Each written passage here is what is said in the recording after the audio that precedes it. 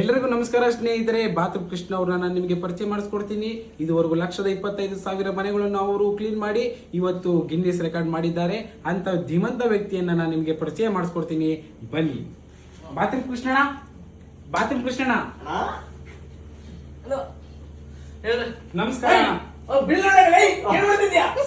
Sir, ನಿಮಗೆ bathroom ತಿಕ್ಕೊಳ್ಳೋ ನಿಮ್ಗೆ inspiration ಯಾರು ಸರ್? ಸರ್ ಯಾರು ನಾನೇ ಕಣ್ರಿ, ಫುಲ್ ನಾನೇ ತಗೊಂಡಿರೋದು, ಫುಲ್ ಮೋಟಿವೇಶನ್ ತಗೊಂಡು ನಾನೇ ಮಾಡ್ತಿರೋದು ಫುಲ್ಲು.